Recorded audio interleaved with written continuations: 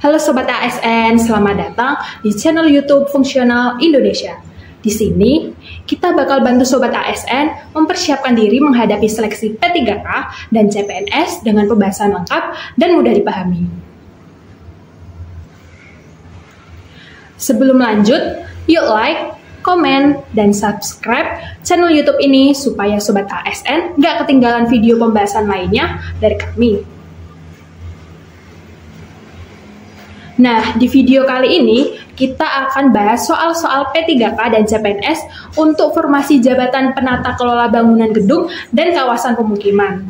Pembahasan ini bakalan penting banget karena bisa bantu Sobat ASN memahami pola soal-soal dan fokus belajar di bagian yang tepat. Yuk langsung aja kita mulai pembahasannya. Soal yang pertama. Undang-Undang Nomor 28 Tahun 2002 tentang Bangunan Gedung mengatur berbagai aspek penyelenggaraan bangunan gedung. Salah satu prinsip penting dalam penyelenggaraan bangunan gedung adalah keberlanjutan. Dalam konteks ini, manakah pernyataan yang paling tepat mengenai aspek keberlanjutan menurut peraturan tersebut? A.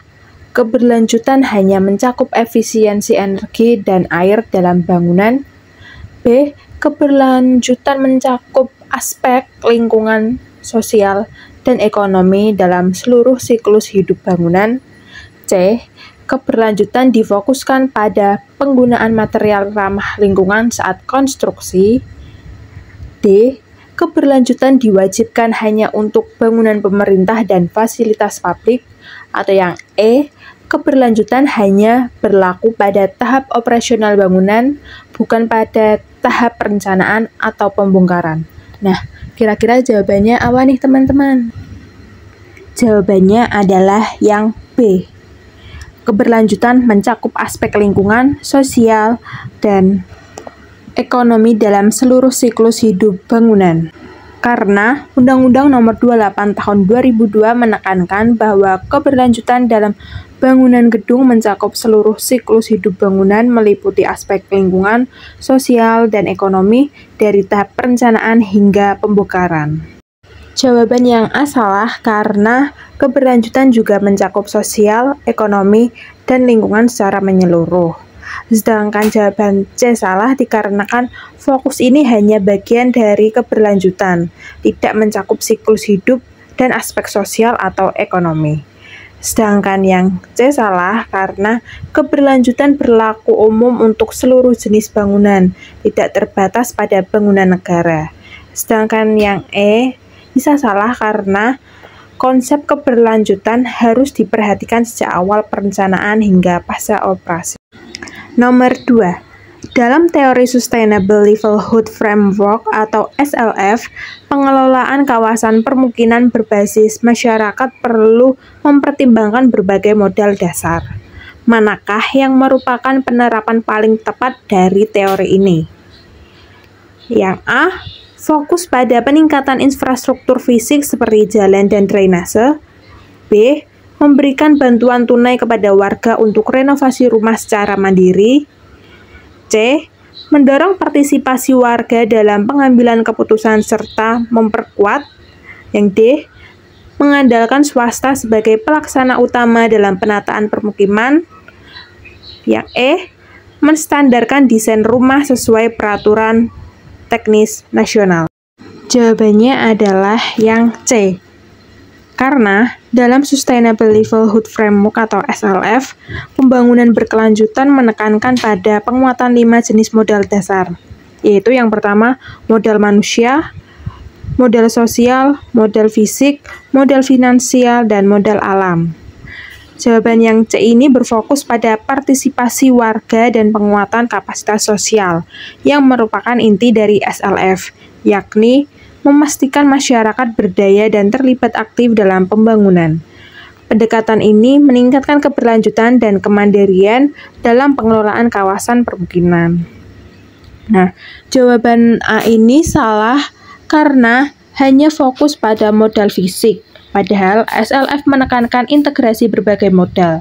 Infrastruktur penting, tetapi bukan satu-satunya aspek dalam pembangunan berkelanjutan.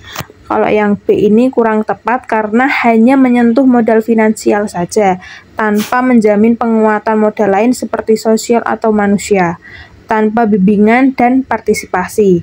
Hasilnya tidak selalu berkelanjutan. Yang D salah karena menyingkirkan peran masyarakat. SLF justru menekankan peran aktif masyarakat lokal agar pembangunan sesuai dengan kebutuhan mereka. Sedangkan yang C kurang tepat karena pendekatan ini top-down dan belum tentu sesuai dengan konteks lokal atau kebutuhan masyarakat. SLF mendorong pendekatan partisipasi dan kontekstual. Nomor 3. Teori urbanis menawarkan konsep pembangunan kota yang lebih ramah lingkungan dan berkelanjutan. Dalam konteks pembangunan kawasan permukiman baru, manakah pendekatan yang paling benar berdasarkan teori tersebut? A. Pembangunan kawasan permukiman dengan memperhatikan tata letak yang memisahkan fungsi hunian dan kegiatan ekonomi secara ketat. B. Membangun kawasan permukiman dengan desain yang mengutamakan keindahan arsitektur bangunan tanpa memperhatikan aksesibilitas dan keberagaman sosial. C. Merancang kawasan permukiman yang memungkinkan mobilitas rendah dengan fasilitas publik yang terintegrasi serta memfasilitasi keragaman sosial dalam satu kawasan.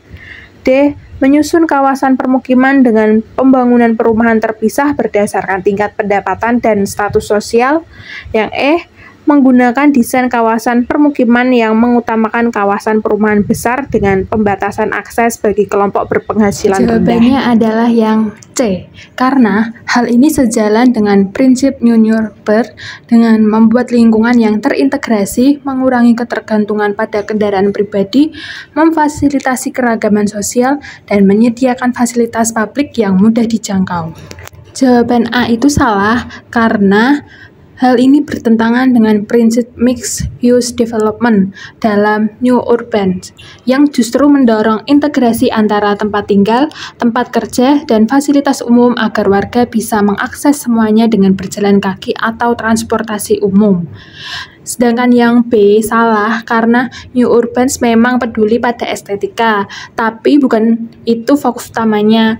Aksesibilitas dan inklusi sosial adalah komponen penting yang tidak boleh diabaikan.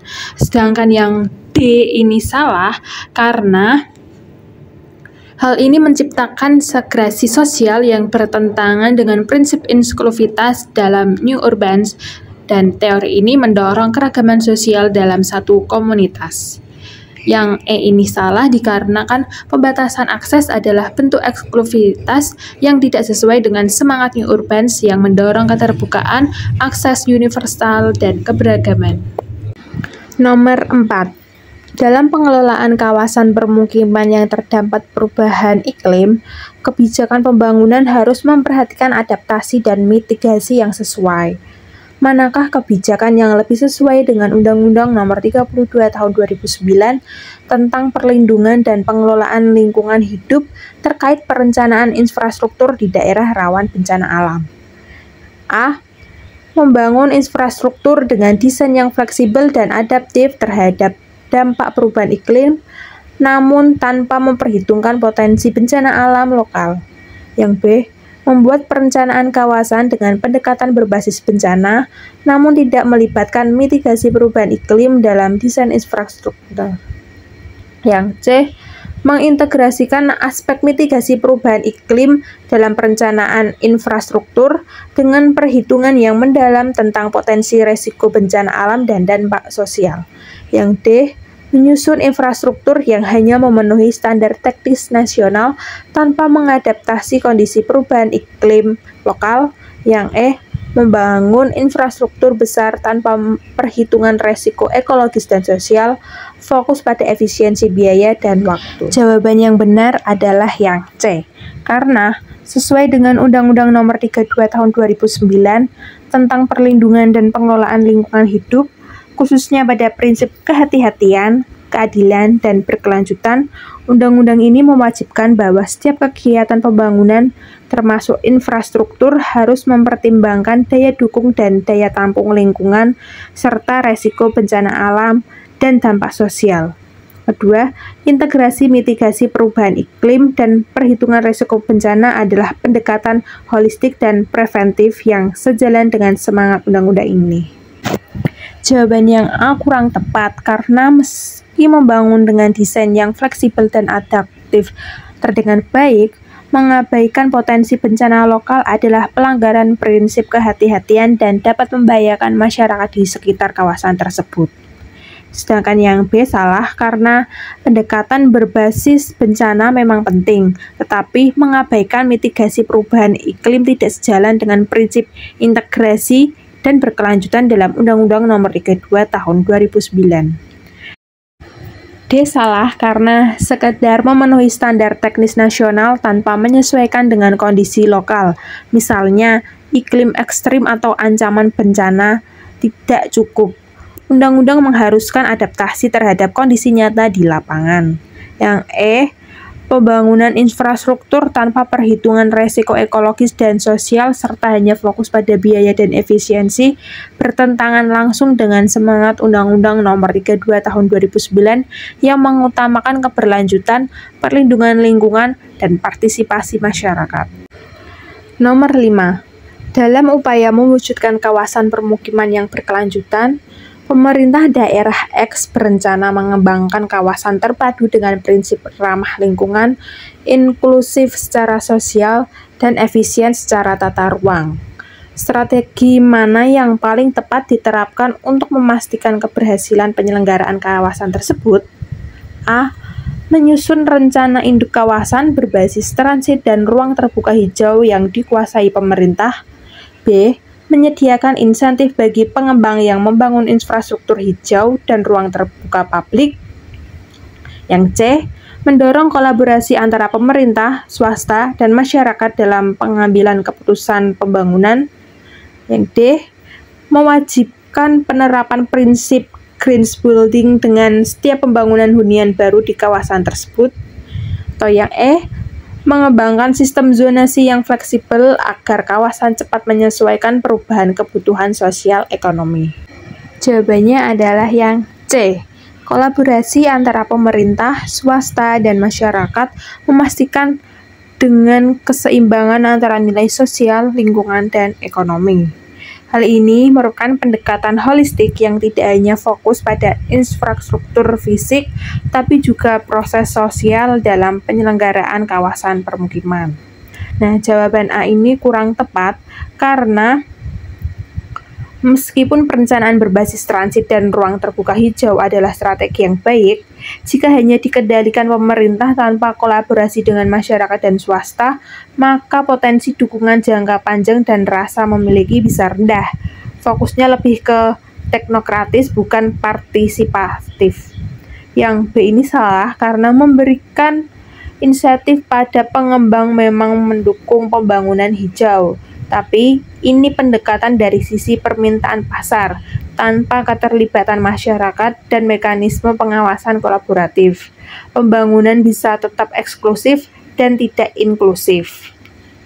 Yang D, salah karena green building penting untuk efisiensi energi dan keberlanjutan lingkungan, tapi tidak mencakup dimensi sosial dan partisipatif. Jika dijadikan syarat mutlak tanpa perlibatan stakeholder, bisa menimbulkan resistensi dari masyarakat. Yang E salah karena zonasi fleksibel memang bisa menyesuaikan perkembangan zaman, tapi juga beresiko pada konflik penggunaan lahan dan ketidakteraturan jika tidak didukung sistem pengawasan dan partisipasi masyarakat. Itu dia pembahasan soal untuk formasi jabatan penata kelola bangunan gedung dan kawasan permukiman kali ini. Semoga bisa jadi gambaran awal buat Sobat ASN yang sedang mempersiapkan diri untuk mengikuti seleksi P3K dan CPNS tahun ini. Kalau Sobat ASN ingin akses ke materi yang lebih lengkap seperti kisi-kisi, soal-soal latihan terbaru, kunci jawaban, dan pembahasan detail, langsung aja berlangganan di akun premium website kami di fungsional.id. Di sana, semua sudah disusun sistematis dan mudah dipahami. Bisa jadi bekal terbaik kamu buat lolos seleksi P3K dan CPNS tahun ini. Sampai jumpa di video selanjutnya. Tetap semangat belajar dan wujudkan impianmu jadi ASN.